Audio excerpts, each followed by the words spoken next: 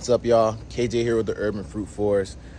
Out here in the garden today, and I just found out what's been eating my dragon fruit plant. So today I'm going to show you guys what we can do in order to keep slugs off our plant. So slugs have been eating new growth on my dragon fruit. Let me get a good view for you guys right here. Slugs have been eating new growth on my dragon fruit. You see right there, all of that. All right, so if you're like me and you're dealing with slugs, snails, or even frogs that are eating any of your plants, it could be anything like slugs like peppers. What else they like? They like cabbage, lettuce, tomatoes. They love strawberries. So if you're dealing with slugs, snails, or frogs, any type of those type of pests that are attacking your plants, here's what you're gonna want to use. You're gonna want to use Epsom salt. Epsom salt will get the job done. I'm gonna show you guys exactly how to use it. So when Epsom salt touches the skin of these plants, it burns them and it dehydrates it. They do not like it at all. They get one hit of that, they're gonna stay away from wherever you put that at. So not only does it deter pests, believe it or not, Epsom salt will also promote growth in your plant. So Epsom salt is a magnesium, right? It's a salt. So it adds phosphorus to the soil, which allows the plant's root to absorb more nutrients. It allows it to grow more vigorous. With my dragon fruits, I've noticed it manages to trigger it to flower. The blooms are a lot more vigorous. I get a lot more bloom. So not only does it deter pests, it also can be used as a fertilizer. You're going to want to be careful when you're applying it though. I'm going to show you guys how to use it so that you won't burn your plants, but go ahead and take a look so that if you ever do think about applying more than I show you to apply, just research what your plant is and how much Epsom salt or any type of magnesium they're allowed to take. So let me show you guys how I use it in the garden. All right, so I got the Epsom salt here. Any type of Epsom salt will work.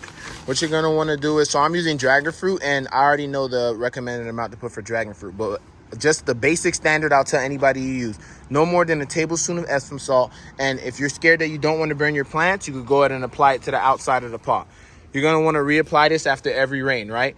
I know that these won't burn with the amount that I'm going to put in, so I'm going to just go ahead and sprinkle this in the pot so that will go ahead and help these plants absorb more nutrients, grow more vigorous, and if they're ready to flower, promote big buds. But if you're using a plant that's not in a pot, like for example this lychee here, it doesn't have slug issues, but a little bit of magnesium will not hurt it. You're just going to want to sprinkle it around the ring of the plant, around the tree ring of the plant, and that should get the job done. So I'm going to go around the yard, see if I can find a slug somewhere and show you guys what this stuff does to slugs. As a matter of fact, we just found some slugs right here. And watch what happens when you just pour a little salt on them bad boys. They're gonna start to shrivel up. Watch. See them? They do not like that. They do not like that.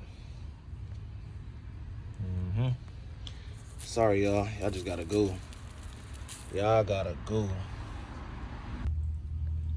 Look, they do not like that. Don't woke them up. This salt right here is gonna shrivel them up, dry them up.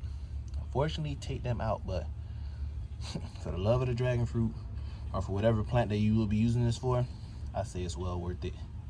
Very well worth it. But what you're gonna wanna do is just go ahead and sprinkle this around your pots. Bye-bye slugs.